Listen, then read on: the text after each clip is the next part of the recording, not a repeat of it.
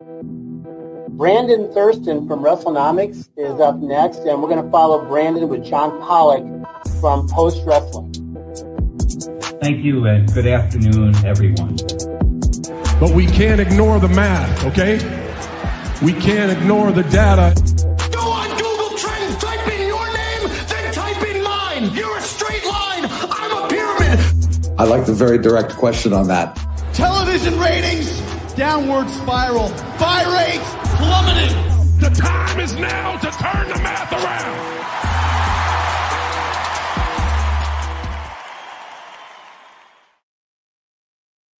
Welcome to another edition of Pollock and Thurston. It is John Pollock representing Post Wrestling with Brandon Thurston, CEO, CFO, CMO of Wrestlenomics Inc.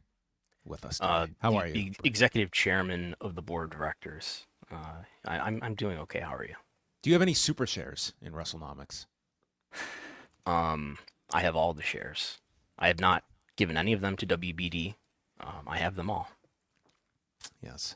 You know, when we incorporated Post Wrestling, which we did in fact have to go through that process. I wish you were around during those days. We would have looped you into all of this. Yeah, we had to designate. So technically, some trivia for those out there. Wei Ting is technically the president of Post Wrestling. I am the vice president. You're the vice president. Yeah, well, I deferred to Wei. He controls all of our fates. So yes, we had to basically flip a coin and Wei Ting. Are there different classes of shares? Is it all single class? They are single class shares. Okay. Yes. This was a level of detail that was very new to us in 2018-ish. Mm-hmm. Yeah, I would have been leaning on you for some advice. But here we are. We have plenty to talk about. We're going to be hitting on all the hits today. We're going to be talking about Vince McMahon. We're going to talk a little about Saudi Arabia and how punk rock it is to go to Saudi Arabia in 2025. And we're going to be giving you an update on what is the status of Dr. Carlon Colker. You're all wondering. Everyone is wondering, as they have for the past couple of days. We're going to have some WWE press conference dialogue to follow. And who knows what else will sprout out from this. And, of course, everyone's favorite, Netflix math. We're going to do Netflix. Are we? The latest stats from Netflix from a week ago. We also have Money in the Bank, international Netflix viewership as well. So all of that and more getting into things. But a week ago, Brandon, we were talking about the biggest name in all of professional wrestling, Ron Killings.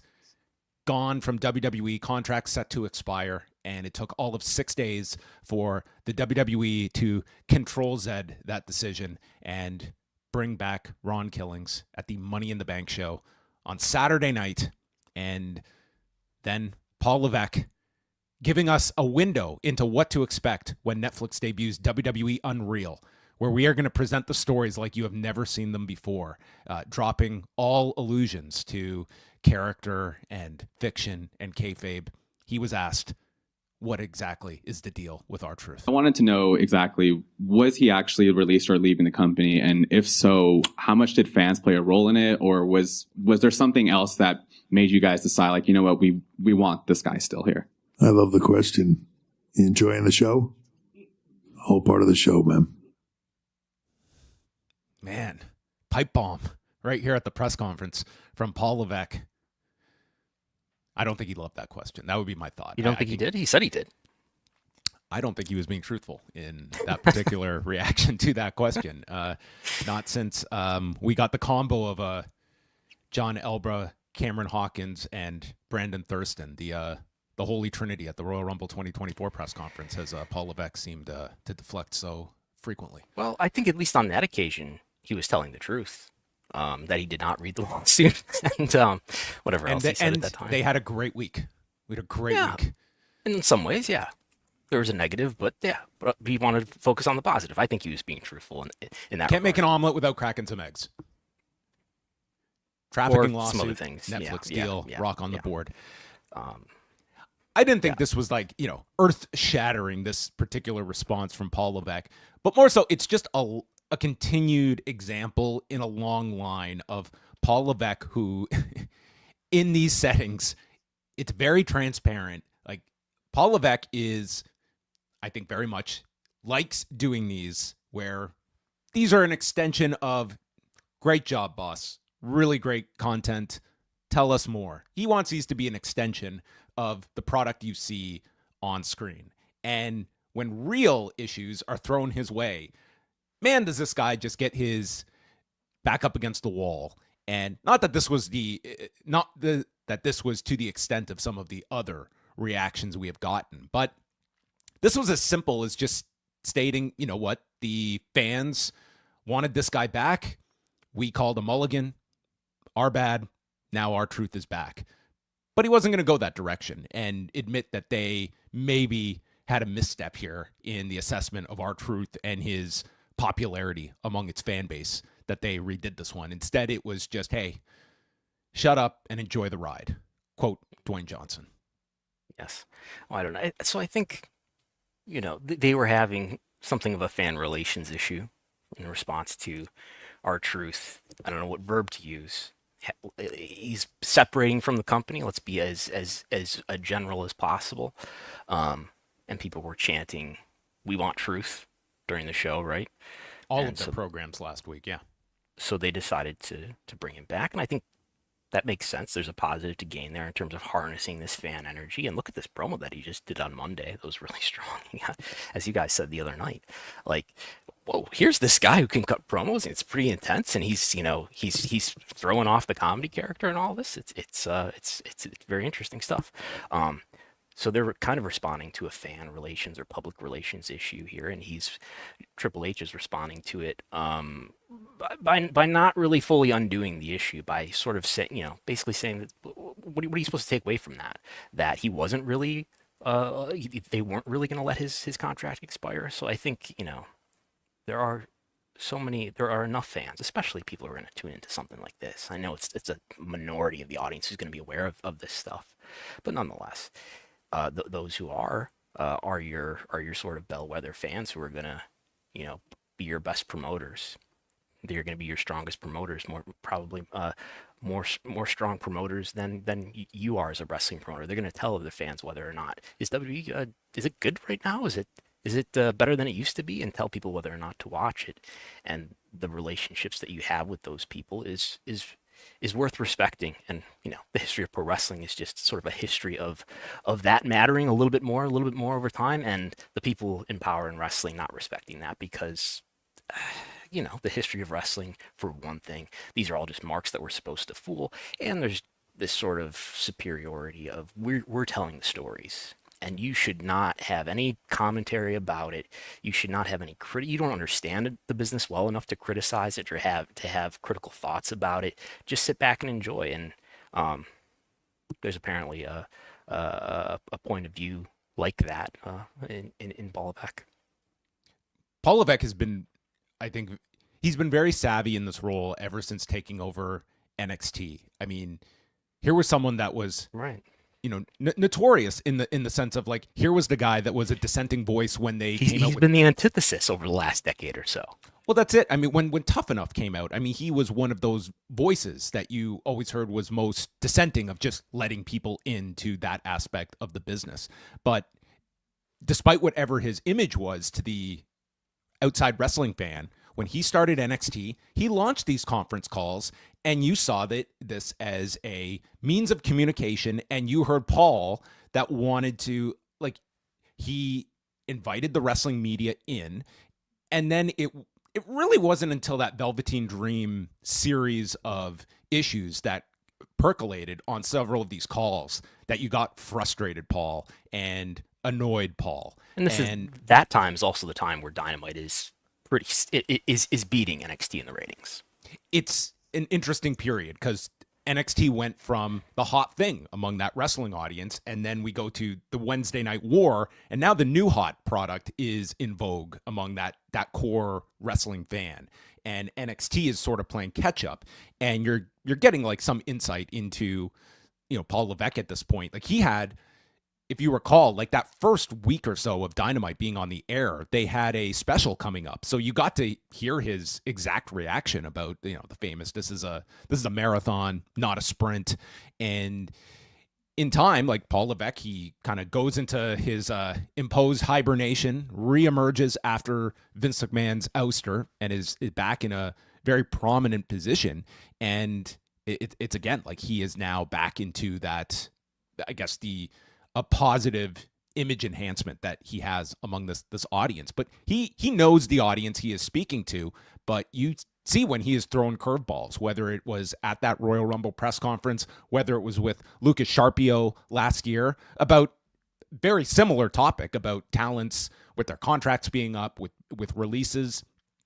And in this one as well, like it is a feeling of the perception to me is Paul Levesque ultimately wanting to engage with this media, but this undertone of, I am responsible for your livelihood. Do not critique us, the puppet master, that provide the storytelling. We are the ones in control of this. And I think that is very much the pedigree, pardon the pun, of a Paul Levesque that you do get glimpses into in these types of press settings.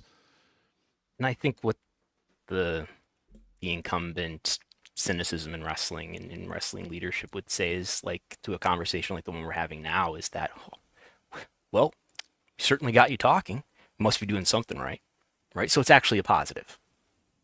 My follow-up would have been, what is the status of Carlito and Sarah Rowe? Yeah. What's that storyline too? Yeah. This came from Fightful, who had a lot of details on the Ron Killing story. They reported on Fightful Select that Fightful spoke with a higher-up in WWE who confirmed our order of events as reported, including Nick Khan taking over negotiations. In fact, we were told that when R-Truth had initially been approached for a return, that he didn't seem to entertain the calls. When Nick Khan took over, things opened up. It was also reiterated to Fightful that Truth's initial departure was not a work. We were also told that it is rare that Nick Khan gets involved in negotiations, but this one was important to the company and locker room, which is kind of a fact that I don't think has been focused on too heavily. But that's a really interesting wrinkle to all of this, is like, this is not Paul Levesque being able to do what Vince McMahon could not do and bring Bruno Sammartino to the Hall of Fame. Like, this feels as though this had to go above the chain of command, and it was Nick Khan that had to be, called in from the bullpen to lock down this return. Yeah. He might feel like he was overruled, which might add to the sensitivity. I guess the other concern that I think cynical minds in the wrestling business might put forward, which we heard some 10 years ago around someone named Daniel Bryan being put back into the main event of WrestleMania, is that by doing this, by bringing R-Truth back, by acquiescing to the fans trying to hijack the show, aren't you you're just going to encourage this all the more from now on. Anytime something happens that they don't like, they're going to chant and they're going to think that they're going to get their way, and you're not going to. The point of pro wrestling is to control people, not to let them control you. I think it'll be interesting because inevitably there will be more cuts. I don't know how many people on the roster are going to invoke this kind of response that R-Truth does, but there's certainly those candidates that you could see. And this does open up a playbook for audiences to at least be taught that, hey, if we're loud enough, we can actually reverse course on some of these. That is something to all of this that I would imagine they're cognizant of. I'm also interested in, like, if this were just a decision made, these releases in a vacuum, if the response would have been to this level by both fans and WWE to bring him back, if you didn't have some of these other stories that have popped up this year. You had, the first scent of dissension among some of the fan base in the lead up to WrestleMania, all the stuff with The Rock. Then you had The Rock publicly speaking about this.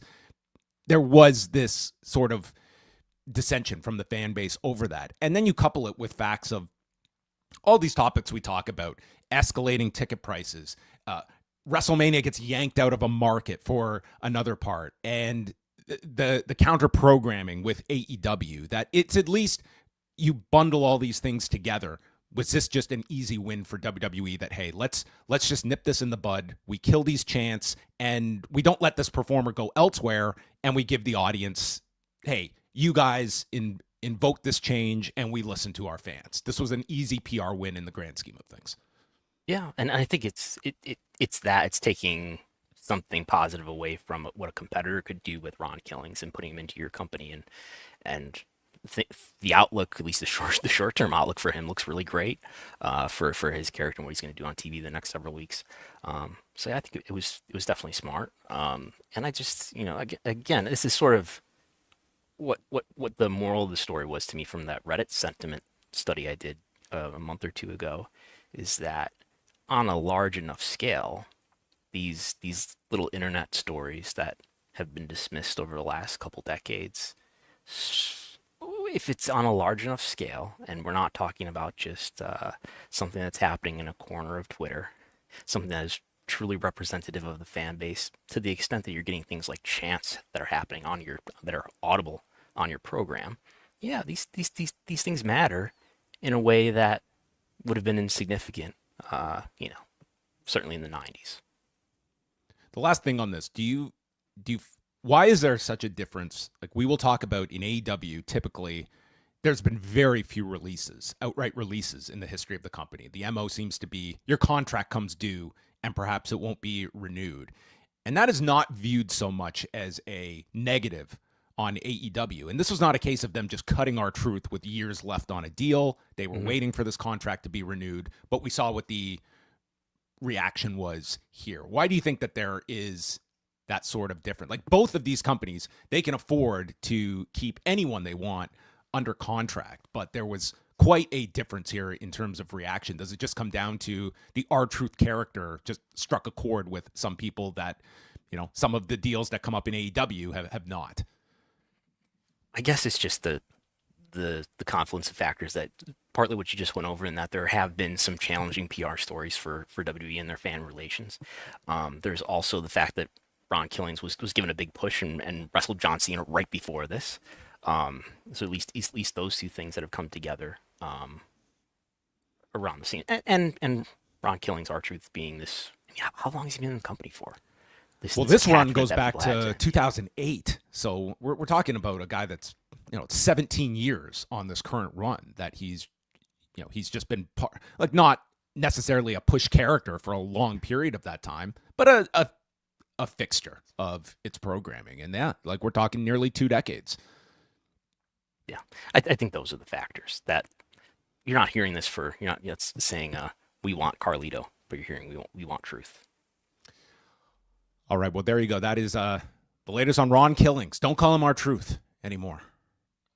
Got his name. I mean, R-Truth came out of this, he seemed like he understood, hey, this is a rare time. I've got a little bit of leverage, and I'm going to push that.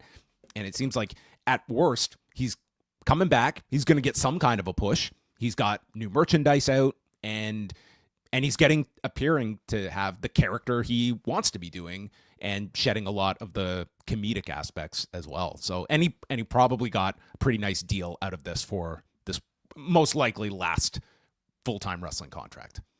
I think the big takeaway from that promo is like, oh, this guy could have been a main eventer this whole time. Now we figured it out now that he's 50-something. Yeah. He was not too old back in 2008, and what I mean, certainly could have been perhaps utilized a lot better, and shouldn't have come as any kind of surprise if you were watching him in TNA, where he was much closer to this version than the comedy character that he played very well, but I don't know if that was necessarily his ceiling. On to some other notes coming out of this week. Let's first touch upon WBD, which is splitting in half into 2 companies pending approval sometime in the middle of 2026. This is like the WBD brand split, where on one side we have David Zaslav, who's getting the SmackDown 6 and all of the future stars and the internet darlings, and Gunnar Wiedenfels is getting Raw with the Katie Vick angle, Evolution. Big Show, no, he's on SmackDown. Hot lesbian action, yes. Eric Bischoff, yes. Yeah, that is the delineation here. We've got, which is 3-minute warning. Yeah, so we have streaming and studios, which is the David Zaslav side, and then global networks, which is already being affectionately referred to as Crapco until it gets its official name. I mean, dude, you think like wrestling media are like tough on some of its coverage? Get into some of these media analysts, dude. They are ruthless of these people that they cover. Crapco, yes. So also, Global Networks is going to assume most of the astounding debt that Warner Brothers Discovery has piled up, which amazingly was well over $50 billion when this merger went down 3 years ago. And part of the reason that David Zaslav is making $53 million per year is that he has reduced this debt pretty significantly over his term. But yes, the overarching question, this could have been our title on the video, but we don't want to mislead. What does this mean for AEW? Is this it? Are we putting our chips on the table? Is it game over for AEW? You know, they did do an emergency conference call at WBD to address this for investors, and I listened to the entire thing, some 40 minutes or so. They did open it to Q&A, and I was extremely disappointed in the stock analysts. Not once did the subject of AEW come up. One of WBD's biggest partners, I was just shocked that they were not leading with the subject of professional wrestling. I wanted to know not only what does this mean for AEW, but so this is an important name we're going to have to learn here. And we've said it before on this program. Gunnar Weidenfelds. Yes. You know what he has a reputation within WBD for, don't you? Slashing, burning, and our favorite, Mark Shapiro's words, efficiencies. Did we know what his opinion is of pro wrestling? Is he the next Jamie Kellner? Was he influenced by Jim Barnett in his younger days? We don't know. That's the question here. We should explain to everyone here from like just a pure AEW perspective. So the cable assets minus HBO, all the cable assets are going to be on this global networks side, which I'm starting to grow an affinity for Crapco, that we can call this. That will be where TNT and TBS is housed. However, HBO and HBO Max are going to be on the streaming and studio side. So obviously AEW is going to be connected to both of these companies, at least throughout the duration of this current contract that has another 3 years on top of it with that option at the end for 2028. Yeah. And have we talked about, we've probably barely touched on it, right? However many months ago when NBCU is going to split out, some of its digital assets, its streaming assets from its traditional cable assets into what's Versant? Right? Versant. What does that mean for SmackDown on USA Network? What does that mean for WWE? So I've read a lot about all of this, and it seems that everyone is just throwing out every theory possible. But one unifying expectation is the idea that these cable assets that were spun out into Versant and what is going to be this global networks stream could all be bundled together. That seems to be a very logical fit. That, yes, folks, there's your headline. TNT, TBS, and USA Network could all end up under the same ownership when all is said and done. And then what happens to the wrestling world?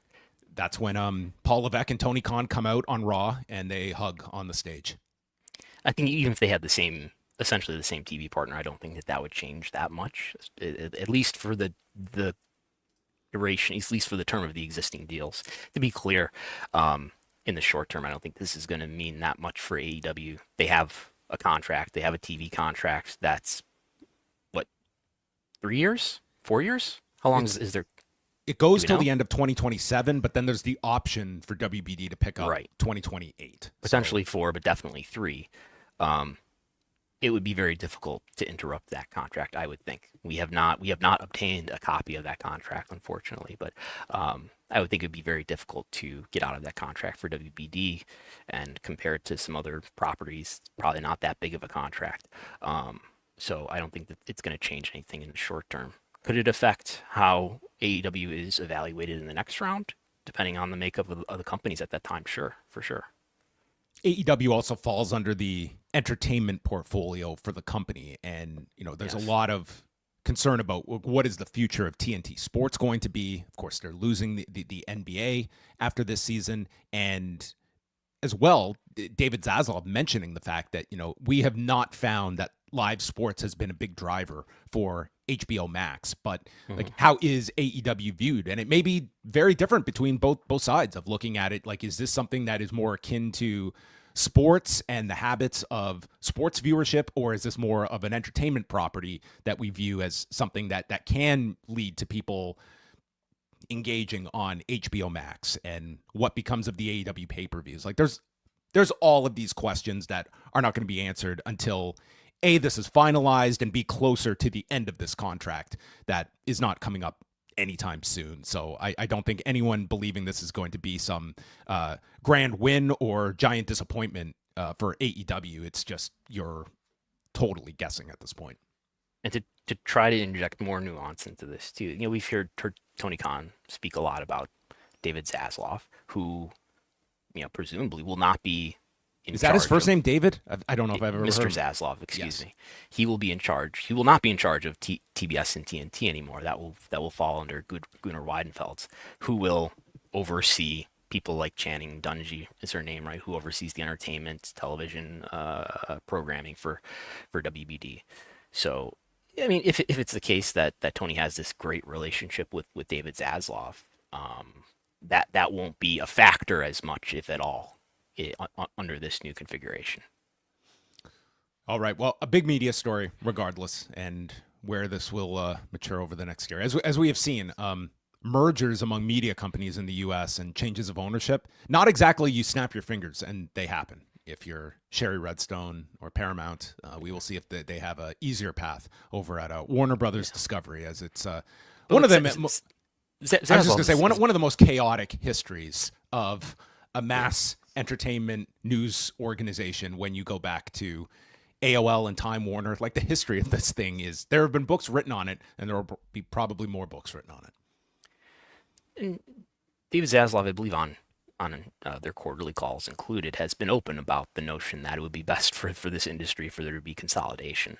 I don't think it's a secret that they've considered, some sort of merger or some kind of M&A action, be it with NBC Universal assets or Comcast or whatever it is. So that seems inevitable, but what we've got are these declining assets, and they've got these profitable cable companies that are largely reliant on your cable bill, on consumers' cable bills, but they are continuing to decline. We have a question from Gerard that pertains to this, who says, is Tony Khan aware of this WBD split, and is he planning somewhat ahead of this issue? I would say 200% Tony Khan is aware of this WBD split. I think it made it to its inbox by now.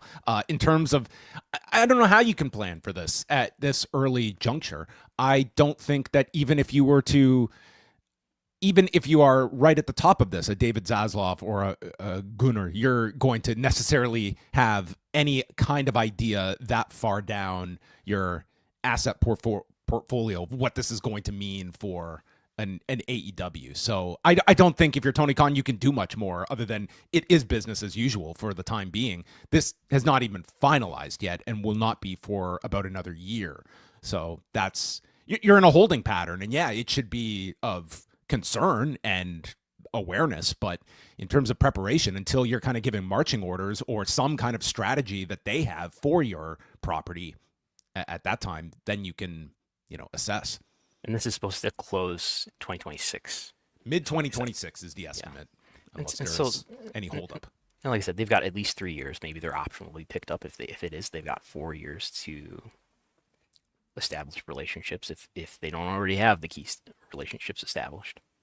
And cable is, like, these assets, they're still making money for Warner Brothers Discovery in its present form. But the philosophy behind this is that we are going to continue to have an erosion of cable subscribers. So it's going to be this race of making enough cuts that can offset the loss of cable subscribers that we have. So you are going to see tons of slashing, and come 3 years from now, AEW may be looked at around like $200 million a year. That, cable, whatever your rock bottom number is, if cable still makes sense that we're going to continue this and it's programming that's an asset to us, they might be seen as a great value at that particular cost, because they don't want to be going out for major live sports to fulfill cable, and AEW falls into a sweet spot. Or they could just look at it that, hey, this is not a future that we are investing any significant value in,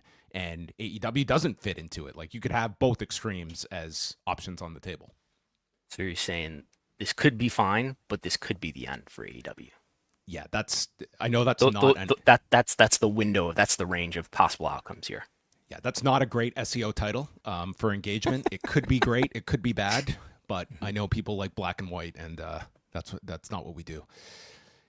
TKO Boxing, this is the Netflix reality series I want, following around Dana White and Turki Al-Sheikh, who I thought was going to be the biggest reunion over the past week, but then I saw Elon Musk tweeting this morning, acknowledging some of my tweets about Donald Trump might have gone a little too far last week, and look at that.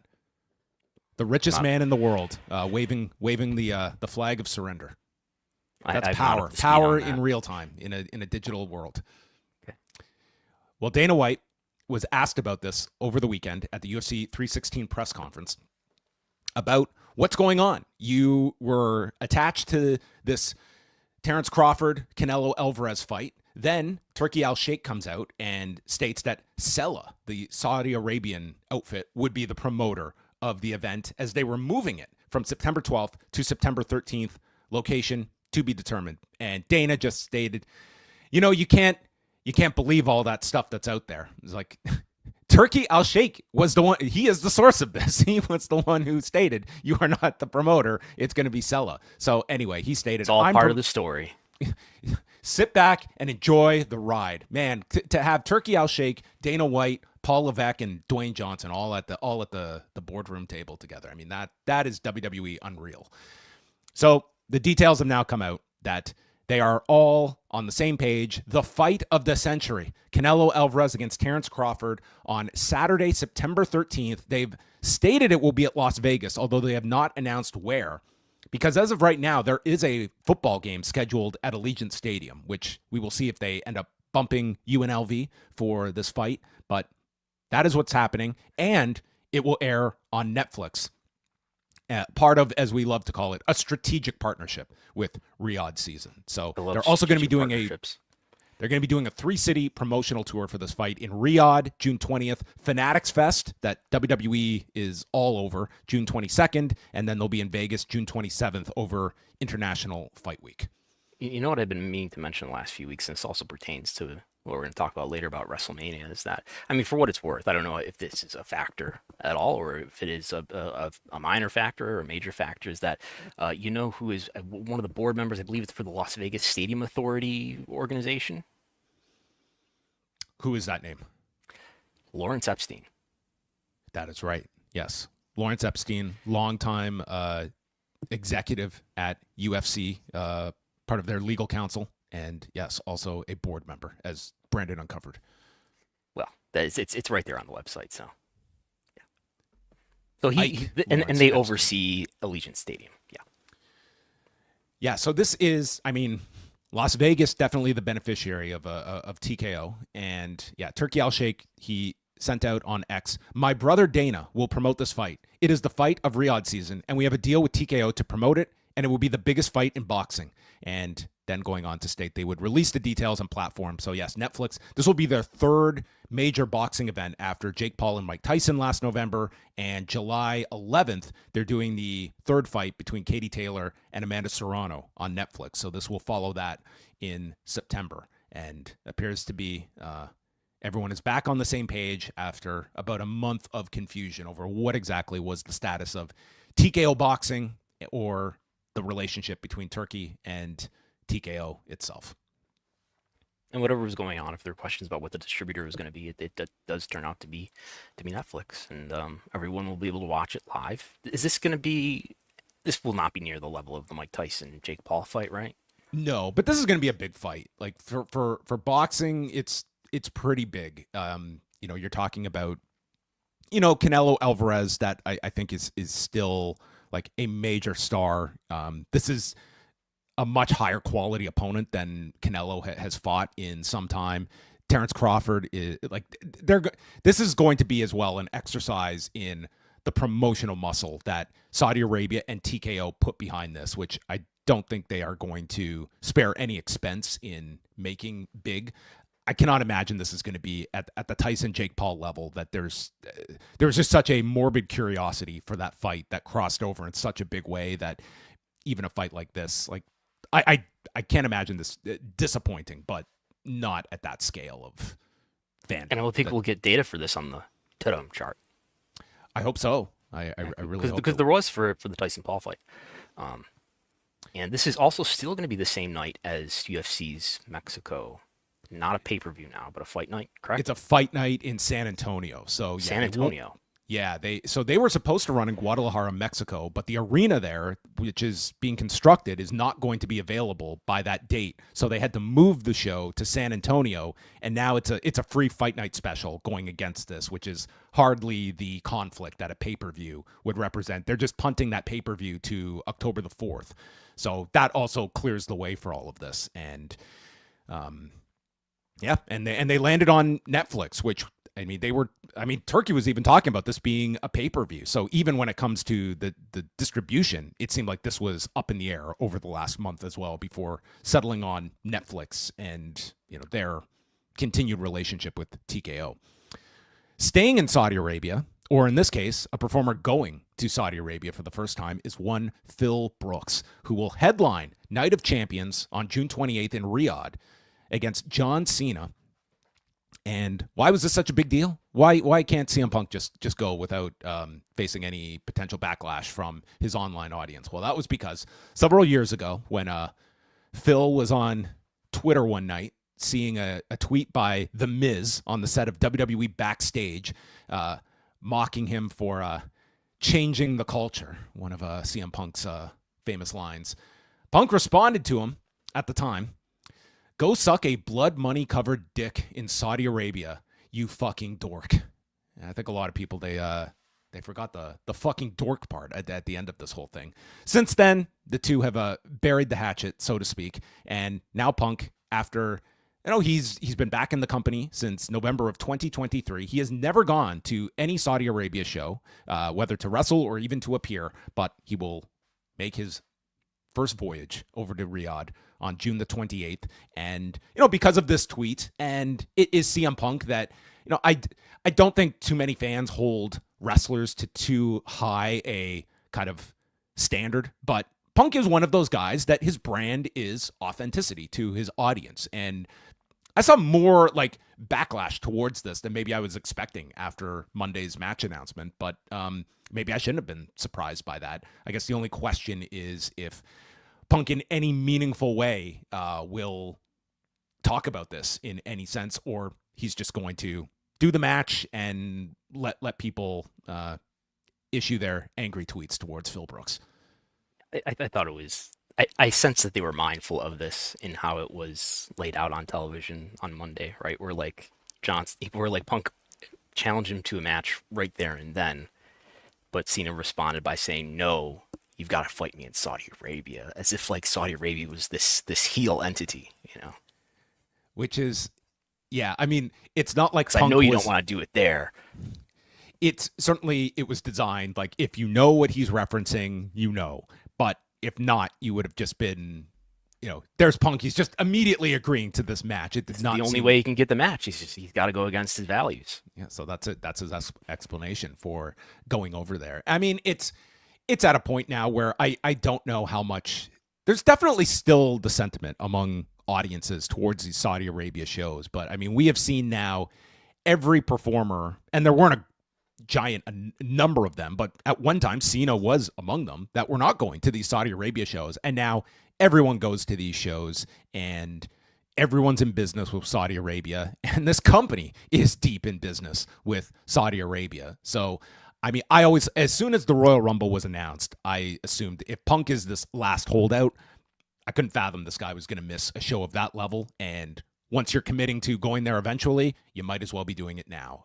But he does come across hypocritical, certainly, from his previous stance. And this was also a promo that was baked in with Punk stating, "I do not work for TKO and those billionaires." And the end result is, I'm acquiescing and going to the most profitable shows that this company stages.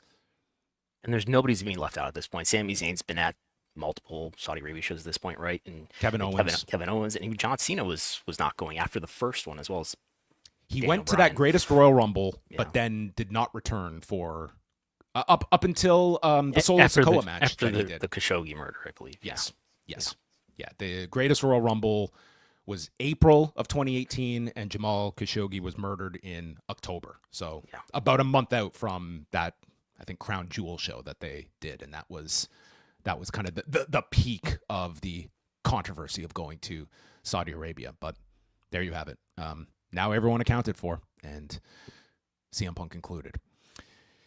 Let's talk a bit about WrestleMania 42. If you are keeping track of where in the world is WrestleMania, it has bounced from New Orleans, and now it is official for Las Vegas at Allegiant Stadium, April 18th and 19th of 2026. And a press release was issued just this morning, and some of the highlights from this press release include the fact that they are in partnership once again with the Las Vegas Convention and Visitors Authority. Right there in bold letters, everyone. So this will be, it says here, it comes on the heels of a historic WrestleMania 41 this past April in Las Vegas, which became the most successful and highest grossing event in WWE history. And a quote here from Nick Khan himself: Las Vegas helped to deliver the biggest WrestleMania of all time, shattering records and delivering an amazing week for fans around the world. We look forward to once again working with the talented and effective teams at the Las Vegas Convention and Visitors Authority and Allegiant Stadium to bring WrestleMania back to the sports and entertainment capital of the world. With Steve Hill, the president and CBO of the Las Vegas CVA, we're honored that WWE has once again selected Las Vegas to host the biggest event on their calendar. Bringing WrestleMania 42 to Las Vegas underscores our city's reputation for elevating world-class events to new heights. We're excited to build on last year's success and deliver an even more incredible experience for the WWE Universe in 2026. And as many years include, they will also be bringing Raw, SmackDown, Stand and Deliver, and WWE World in partnership with Fanatics events. So I'm just questioning, did WWE pick Las Vegas or did Las Vegas pick WWE? What I was hearing from the get-go is that, when I started to look into whether or not New Orleans was really going to lose this, which is what I was told, that it was Las Vegas that was going to be, it was, sort of one and the same. I think they already had it in hand, was the impression that I get, but we will be trying to learn more through Records Quest and things like that, and see if there's anything more to learn here. And the wait is on if you're in New Orleans. One of these years, you're owed a WrestleMania. Yeah. We'll see if that happens. Brandon and I put out a story last week. How does the travel ban that was recently instituted by the U.S., how does it affect TKO? Well, it was enough that it had TKO officials issue an internal memo, more so on the UFC side than the WWE side. But for those of you that have not been following this news, there are 12 countries that essentially, if you do not have a valid visa, you will not be able to enter the country. And this includes Afghanistan, Burma, Chad, the Republic of Congo, Equatorial Guinea, Eritrea, Haiti, Iran, Libya, Somalia, Sudan, and Yemen, as well as partial suspensions for entry of several other countries, including Cuba, Venezuela, and several others as well. So, I mean, more so the concern is that the UFC operates with so many fighters across so many different countries that, are not going to have, visas or necessarily living in the U.S. Whereas WWE, it's not a case where they are like flying in people on any kind of semi-regular basis throughout the year. Now, it might affect some, but we don't have any names yet that this could impact. But just based on the language of this memo, it seemed to be much more focused upon the UFC and its international fighters. And this went into effect Monday, so this is in effect now. One thing that is noted in the memo is that, so anybody, and it's noted in the executive order as well, is that anybody who already has a valid visa, an existing visa, it's not like those are being thrown out and you're being kicked out of the country. The memo from UFC personnel does say that could change, and we'll monitor it, but everybody's existing visa is apparently still good. I'll point out too, and we pointed out in the article, the TKO annual report does detail, as it does every year. Sort of we've got this great diverse makeup of talent from all these different countries, and certainly they do. They say that UFC's got 650 athletes from more than 70 countries. WWE has 230 talents from more than 20 countries. As they always do, they say that they have 20% of WWE's developmental talent comes from outside the U.S., including Nigeria, Japan, England, Chile, Australia, Canada, Ukraine, Haiti, Singapore, and Switzerland. And Haiti is one of those countries that's on that list for full suspension. But we don't know of anybody who's being immediately affected by this. Yeah. So one, just to monitor that this could be something. It was interesting. We had a question sent into our mailbag just about a week ago asking about this as well. And lo and behold, this memo came forward and we were made aware of.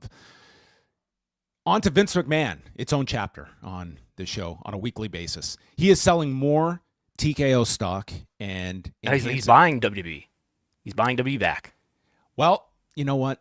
Is he buying WWE back? You know what? I think it's time to squash these rumors right now. And who better to squash these than a guy just casually out on the streets of New York being flanked by a roving reporter to find out, is Vince McMahon going to buy back WWE? I'm going to ask you, I know there's been speculation that you and your dad might start your own wrestling company. Is that true? You never know what's going to happen out there. Of course, anything can happen in WWE, but those rumors are false. Those rumors are false. Okay. I know. I mean, if not, any chance you would join the AEW maybe? Had a meeting with AEW and wish them, continued success or whatever, but it's not WWE. It's not the company I helped build. But you never know what's going to happen in this business. I know there was another rumor, so many, but there was another one about, your dad buying back into WWE. What is going on with that? Well, he owns a big part of TKO still, so you never know what's going to happen there either. So I'm not trying to be vague. I'm just saying anything can happen. Of course. And how's your dad been doing lately? How's he been doing? He's been doing really well. He's enjoying, getting a little, he's enjoying life, getting a little bit of a rest in there. But, if you know my dad, he's always gung-ho and he's always doing the next thing. And that's what he's focused on. Nothing to see here. Anything can happen, per the words of Shane McMahon. No, we are not starting a new wrestling company. And does Vince McMahon own a big part of TKO? He does, and he still does. But just after we finished recording last week, new filing dropped from the Securities and Exchange Commission. Endeavor has acquired more than 1.5 million additional shares of TKO. They already have 61%, but now they've got about an additional 1%, bringing them up to about 62%. Where did they get these shares from? If you read the footnotes here, it says 1.579 million shares of Class A common stock from Vincent K. McMahon in a private transaction. Basically, they paid Vince $250 million, which is market value, for about 1% of the company. So now Vince went from about 4%. No controversy on the math here. Went from about 4% of the company to 3%, and Endeavor went from about 61% to 62%. So Vince still has quite a bit. He still has 3% of TKO, which is the parent company of WWE, and that would be the opposite of buying WWE back. Yeah, I don't.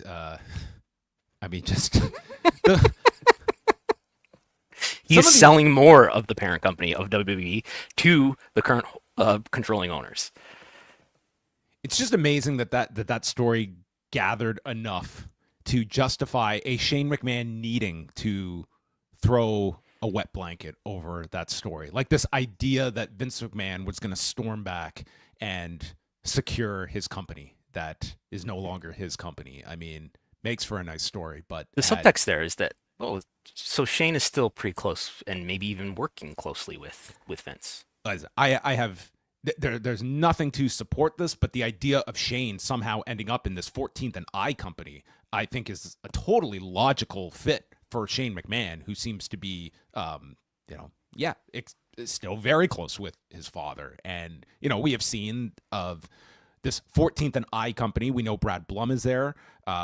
And we know of other former, WWE employees that appear to be migrating over there as well. Like, what are you going to do when you're launching a new company? You're going to rely on people that you've worked with in the past and people that are considered on your team. And, Shane McMahon would certainly fall into that category as well. Yes. Yeah. And I mean, I mean, we don't really know what Shane did leave the company in 2009 and was not in the company again. He came back only as a performer, not as an executive in 2016. So, and he even said what he said. He did say publicly, right, when in his interview at one point with Mick Foley about, it stopped being fun. So there was apparently some stresses there, but he could be working more closely with him again. Yes. And I was waiting for the follow-up from the TMZ interviewer about, did you ever consider stabbing your father in the heart, as Paul Heyman described in the Netflix series, when he challenged you to? Oh, that's right, with a steak knife or something? Yes. Somebody was eating take this. You want knife this? God, you've got to take it from me. Yeah. Interesting father-son dynamic there. All right. And the latest on the Dr. Carlon, Colker, and Callis Holland law firm case. Where are we at over this? This is a defamation suit that was filed by Carlon Colker against both lawyer Ann Callis and her law firm, Holland Law Firm, LLC. Yes, notably not against Janelle Grant, but against Janelle Grant's attorney. I think also misspelling Ann. Yes, she spells it with no E at the end, and they have spelled it with an E again. In any case, so Dr. Colker and Peak Wellness moved earlier this week for a default judgment against the law firm, but not against Ann Callis. How this works is you have a 3-week clock that starts ticking the moment that you are served with the lawsuit. The law firm was served before Ann Callis by something like 2 weeks. So their 3-week window has passed, and so they're saying, wait, your time is up. We're asking the court for a default judgment. So we'll see what happens. Presumably Ann Callis and the law firm that she works for, Holland Law Firm, will be represented by similar representation. We'll see if they're able to request an extension or something like that on the time that they have to respond.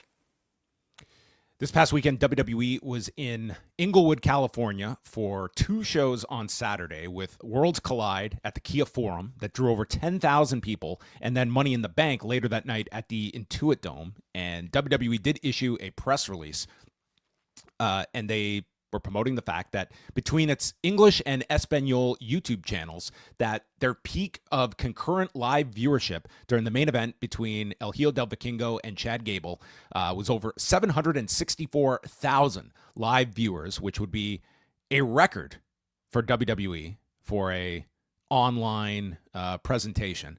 And then, touting just the social stats that the show was able to generate. Really, its competition would be all these other kickoff shows. I mean, we don't really have the precedent of WWE live streaming any kind of major show on YouTube beyond, they had, Mixed Match Challenge was a series they did years ago, but that was on Facebook. Anyway, they've done stuff on Twitter, obviously, with Speed, but in terms of like YouTube, like this is kind of an anomaly. So the show was really well received. I didn't know how high the success of this show was until Brandon informed me that even he tuned in for a bit of this show as well. I did catch the main event to check it out as well. But I think overall, at this point, real quick, there are 3.1 million views on the English video, and there are an additional 2 million on the Spanish language. So what's that? 5.1 million views. For what that's worth, this is a 2.5-hour video. Yeah. Yeah. It seemed like this came off really well if you were, if you are a regular viewer of AAA, like it certainly was a very different presentation than a typical AAA show, but it was, not insulting in any way. And I think that they really worked hard to emphasize the history of the company, like historical features on the When Worlds Collide show in '94, on Antonio Pena, the history of Triple Mania, and the launch of this company in 1992. Like this was hardly WWE Mexico that they were just stamping this on, and this is WWE usurping the brand of AAA. Like this felt, they wanted to give this a feel of something different to WWE, but still you could see produced as a WWE event, if that makes sense. Yes, and I think the big story coming away from this is Mr. Iguana, right? Yes, the man that was in high demand coming off of this weekend and got a vignette on Raw and then appearing in the crowd on NXT Tuesday night, and they were very quick to boom, slap a logo on a shirt. And now for $34.99, this men's black Mr. Iguana shirt can be yours as well. Jesus, 5XL. You can go up to 5XL for these shirts. You can. Wow. Okay. Well, there you have it. Mr. Iguana is going to come out of this just fine, I think. Hold on to those rights to the name. That would be my advice. Do you have a sense of like how big of a star is he within AAA? I mean, he's been sort of like a comedy fixture for a long time. I think he's been way better received here to this WWE audience than he was in AAA, where I think he was kind of divisive to some fans as well. But I mean, it is interesting just how much this guy has stood out over just a handful of appearances. And, you know, a puppet is the key to someone's heart. And they better not tease not renewing this guy's contract, because I think the response would be very negative if they did such a thing. I'm not sure if can you chant Mr. Iguana, though? They'll have to come up with some sort of creative chant. Well, in another era, they might have changed his name and changed everything about him, but I don't think they're going to go down that path with him. Or he could be a heel within 6 months. Who knows? Fast forwarding to Money in the Bank, this was their return to the Intuit Dome after that staged the Netflix debut back in January. And the January show did a $4.8 million gate. And while we didn't get an exact number for this show, they said they did set their gate record at the Intuit Dome. So you have to imagine this was north of $5 million for Money in the Bank. And thankfully, they did a $5 million gate to justify bringing R-Truth back. Yeah, I think they can afford it. That is slightly surprising to me. That, I mean, the Raw premiere on Netflix was, in terms of hype, I mean, bigger than anything other than like WrestleMania or maybe Royal Rumble, right? Like that was one of the biggest W shows of the year. It will be, right? Nonetheless, I mean, this is another PLE, and maybe they've become even more ambitious with the ticket prices, and they sold enough of them, according to this, to break the record. This has to be now considered their best domestic market. I think, you know, New York is still not doing like $5 million gates. And the cost just involved. When's the last time MSG had a pay-per-view that we would? Yeah, really you have to go back a lot. I think a Survivor Series was there. No, Barclays has housed so many of them now. Sure. It's kind of been limited to TV these last couple of years as well. But I mean, yeah, geez, like we're talking about like $10 million between two shows in the span of less than 6 months that they have run at the Intuit Dome. So yeah, there you have it. All right, we will end off with a couple of ratings notes, and I want to go all the way back to last Wednesday because we haven't spoken to you since then, because that was AEW and WBD's 4-hour Fyre Fest taking place on TBS. Fyre Fest or Fyter Fest? Fyter Fest. Sorry, did I say Fyre Fest? It sounded like it to me. I felt like I had just come out of Fyre Fest by the end of these 4 hours with an overrun, dude. They did an overrun. It's like, you've got to be kidding me. Oh, look at this. The whole quarterly breakdown. This is a lot to jam into one chart. Yeah, you had to, man, that's some superimposed text. Definitely requires some increase. So I want to be able to actually read it. You're going to have to sign up for the Patreon and zoom in. That's how you bring them in, Brandon. Yeah. But running 8 till midnight, and it was interesting, like the structure of this show, like they programmed this instead of like booking this as a 4-hour block, it was more closely aligned to, they booked Dynamite and then they booked Collision. And it really, like from just a positioning standpoint, kind of peaked just after 10 p.m. where, you know, they finished the 4-way with Kenny Omega and then followed that with a Will Ospreay match with Lio Rush that was made earlier in the show. And the rest of the show, it felt like a typical Collision where it was lesser star power, strong wrestling, but it felt as though the idea was the big promoted aspects were all going to be contained in that 2-hour window. And, you know, the first 2 hours did 655,000 viewers and a 0.18, which, you know, a very good 18 to 49 number, especially for like Dynamite standards. And then the 10:06 to 12:06 roughly period, 380,000 viewers and a 0.10. So they were definitely down in those final 2 hours. But if you throw out the collisions that had that NBA lead in, this would have been the best 18 to 49 number for a collision since April 12th. So, I mean, you can certainly look at this and, yeah, you're losing viewership for those final 2 hours, but it's it's doing better than what TBS would be doing in those 2 hours, and it did better than a lot of these recent collisions have been doing as well on separate nights, whether they be Thursday or Saturday. Those are some of my thoughts. Maybe this is something you do on a, 4 times a year basis, do a 4-hour block for some heavily hyped, specially branded show like this. I do not think this would hold up if they did this on any kind of regular basis. Like, I was totally burned out after these 4 hours, and they're doing it again tonight. So we will see if there's any change in patterns this week. I think you can get away with this every now and then. 4 is pushing it. I think 3 would be what I would limit it to, but it's something that you can hype up and do sparingly. And I think the numbers would suggest that there's enough of an audience that will stay through for the full 4 hours after the fact. Then we go to SmackDown on Friday night, and there was a lot of focus on the previous week's SmackDown number, which did win the night, but did not get any kind of a boost with John Cena and Cody Rhodes appearing. Well, this week, going into Money in the Bank, they were up 3% in viewers with 1,424,000 viewers, and up 24% with a 0.42 in the 18 to 49 demo, their highest in that demo since April 25th, and second for the night on cable behind the College Softball World Series, which I didn't know this was such a juggernaut on sports programming, but college softball, they're not messing around in the U.S., and also benefited from the fact that SmackDown, I think it only went against, I think they had no NBA or NHL on Friday, if I'm not mistaken.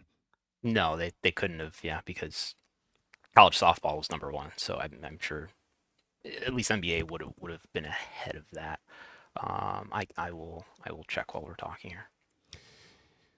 So that was the SmackDown number. And then we will go, well, before we go into Raw on Netflix, I want to play this clip. This is from our friends at the LightShed podcast, a frequent guest of our show, Brandon Ross, along with Rich Greenfield, discussing both the previous week's SmackDown number and sort of Netflix viewership, and whether there is any concern over WWE viewership across these platforms and its PLE performances as well. Our thesis was that viewership overall would increase because of the Netflix deal on Monday Night Raw.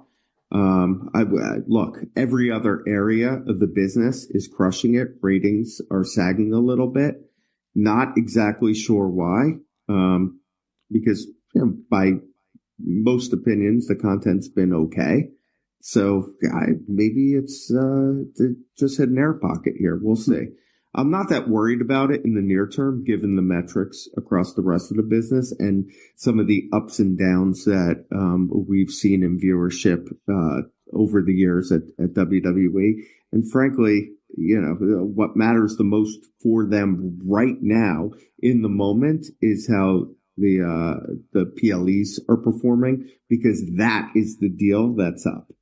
Well, we also have UFC, and right? They have been doing quite well. It's interesting with UFC because UFC has had a broader engagement issue than WWE. WWE, we're talking about this, one Friday night. UFC buys have obviously been down. Revenues from pay-per-views have kind of flatlined, and now they are in a renewal. So it's a much more pressing issue, again, despite the fact that the entire rest of the business is crushing it for UFC. Renewal talks with ESPN appear to be the furthest along. Amazon Prime and Netflix are also in the room.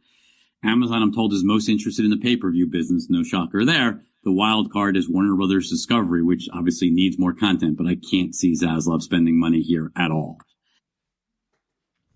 There you go. Definitive statement on David Zaslav and his monetary desire to go after UFC programming. But that takes us to the latest Netflix numbers for Raw. This was for the June 2nd episode of the program, so a week ago Monday, with 2.7 million views, up slightly from the week prior, 5 million hours viewed. This was 8th globally, 4th in the US, 6th in Canada, among the 6 countries of where it ranked. And we also had, for Money in the Bank, of course, this excludes the US, where it streamed on Peacock. It ranked in 19 countries in the top 10, but did not rank globally. So under 2.1 million views worldwide. But Canada among them, Mexico, the UK, and Saudi Arabia as they get set for their return of the WWE in 2.5 weeks' time. And just real quick, there was NHL Stanley Cup game on Friday night. I don't think this was in the Programming Insider Report originally. It was not initially. Yeah. Okay. That was where my confusion was. But yes, there was right, the Oilers Panthers game. So the Stanley Cup was number 1 on cable. Softball World Series was number 2. SmackDown was number 3. Okay. It did 2.7 million global views. I've done more math. Here's a table. I think you gotta subscribe to the Patreon too if you want these. This isn't even figures. on the Patreon. Let's not false advertise. Okay. But I don't know what to make of these numbers other than this is what Netflix reports. Is there something deceptive going on? I would need to see more evidence and or more data to be confident that there's something deceptive or some significant methodology change that's misrepresenting these numbers in an exaggerated way. If you could take, like, you have gone through so many of these numbers, and even allowing for, that there can be a range of perhaps where some of these numbers fall. Do you have any kind of sense of, like, are these numbers concerning at all to you? Do you feel that they are sort of, is this what you maybe would expect that these numbers to be, accounting for even a best case, worst case scenario? More or less. I think there are good reasons. Like, I'm not as bullish on this idea, like it seems like Brandon Ross is at LightShed, that Netflix is going to have this great immediate downstream effect. I don't think we felt that way before they came to Netflix, and I know that is an argument, and I remember articulating that is what they're hoping for, but I didn't necessarily. And that was also the discussion when they moved to Fox. It was kind of, you heard that same chatter that this was going to be this big trickle down effect because WWE was on a major broadcaster on a weekly basis, and that did not bear itself out. Now, I do think similar things mattered when it came to putting the pay-per-views on the W Network in 2014, and we saw consumer metrics rise coinciding with the beginning of that, and then we saw consumer metrics recover coinciding with the beginning of PLEs moving to Peacock. But that was really raising the reach of that really special peak content. The case of SmackDown on Fox, the case of Raw on Netflix, probably, in both cases, it moves those shows into more homes, but not that many more homes. Maybe there's something about Netflix that's that it's a younger audience and it's a smaller audience, and that's not where people want to go to watch live stuff. That could be. As far as, like, is there something concerning here? Not really. I don't know. Like, these aren't great numbers, but they're pretty stable. I mean, what are the year-over-year differences? SmackDown is way down, but it's down from being on Fox. So how do you evaluate that?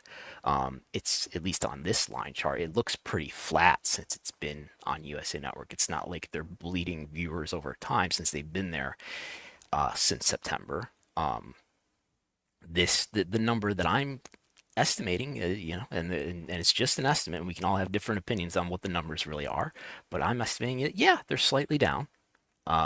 They are in slightly more homes than the USA Network. I think that's pretty indisputable at this point, given the decline of US cable versus the relative ubiquity of Netflix. So it's probably more advantageous in terms of household coverage to be on Netflix, but they do appear to be at least slightly down. Now you look at we can always look to attendance to say that's really the cleanest measure of your fan popularity, and we're still seeing, despite these really high ticket prices that W fans have never seen before, we're still seeing pretty strong averages here. They're a lot stronger than a couple years ago, and it's not declining. So I think they're okay. We can all say what you want to say about the product and whether or not it's earning new fans and sustaining fans, and that's a worthy conversation to have, but we're not seeing big negatives bared out here, to me. One other note on the Netflix front: SmackDown from Friday night, it ranked in the top 10 in one country. Do you want to hazard to guess what that particular region is?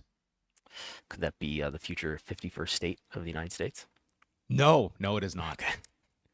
It's not Canada.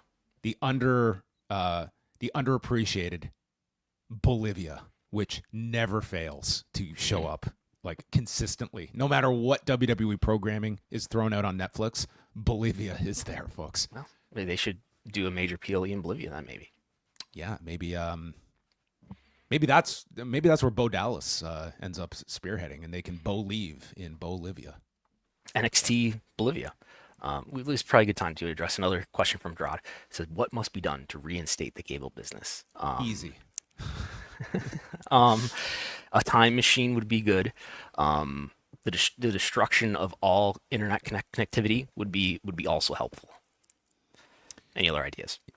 Yeah, I mean, part of it is like a lot of these like cable, like they're still profitable. It's not like these things are bleeding money for these companies. The problem is like it's going in one direction, and are we just going to continue at this rate that is just going to go down, down, down, down, down? Will there be a plateau where it just hits, and there's going to be an audience that just will not get rid of cable, just like they would not get rid of a home telephone? That these are technologies that they are just not going to cut the cord away from.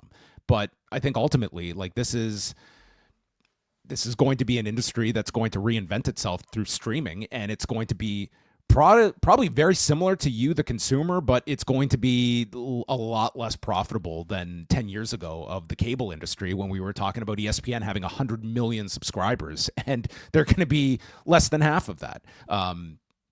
Like I don't think there's like a turning around of cable where it's going to be this monster in terms of having such widespread cable subscribers. Like it's been fractured to such a degree, and it's just going to be trying to replicate as much of that through streaming and other options. Like it's like I don't think there's a turning around of this. It's just trying to prolong this technology as long as you possibly can. And for some people, it will be their lifetime. They will not go without cable. I think a lot has been done over the decades to destroy the brand that is cable from all of our cable companies.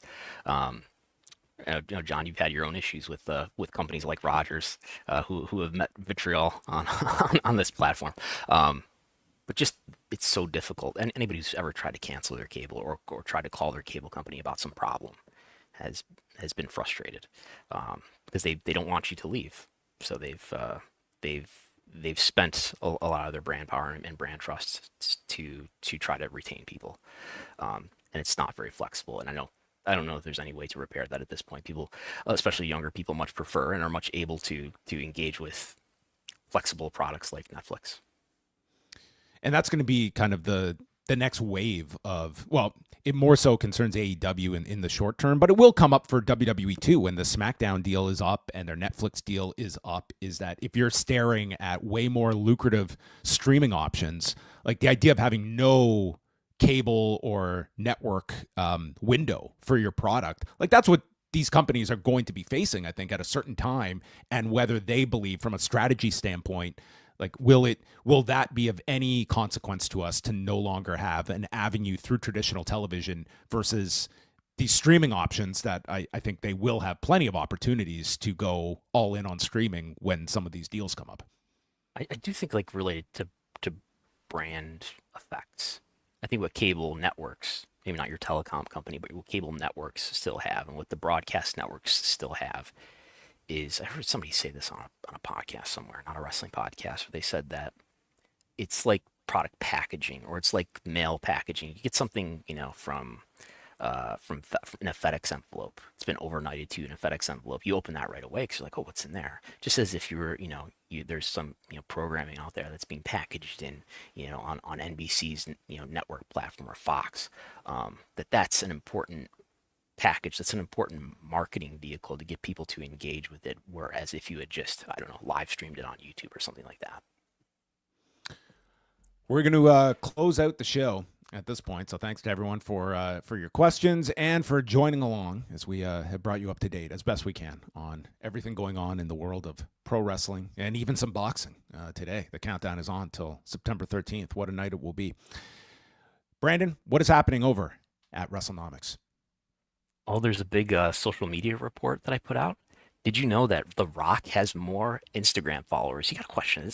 Are all of his Instagram followers real? But he has more Instagram followers. Some 393 million, I think, is the number. That's more than every WWE talent that I could find, plus every AEW talent I could find combined.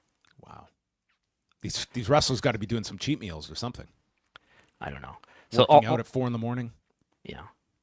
Yeah. So all of that is on, as well as, everybody's Twitter followers, and I'm redoing a weekly update of attendance and other things, as well as all of the TV reports in their full entirety, which is not just for TV ratings, but also shows attendance trends and YouTube trends, and even some cage match data in there. All of that is both on Substack and Patreon.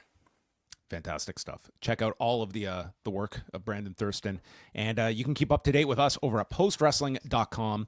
Tonight, Wei Ting will be joined by Kate from Montreal to go through the 4-hour summer blockbuster. I've got my limits, everyone, so I will have the night off. But I will be back tomorrow with Wei Ting. We're doing a special Rewind Away on this kind of a under-the-radar documentary series on Katsuyori Shibata when he first started as the coach of the New Japan LA Dojo. This was about a year and a half after his near-fatal incident with Kazuchika Okada, and he was assigned the head training role over at the LA Dojo. So we'll be talking about this 5-part doc series that New Japan World put out back at that time, involving a young Carl Fredericks, Clark Connors, Alex Coughlin. That's coming up at postwrestlingcafe.com on Thursday. So thanks to everyone for joining us. We're back and here every single Wednesday, 1 p.m. Eastern time on both the Post Wrestling and Wrestlenomics feeds, and we'll speak with you next Wednesday.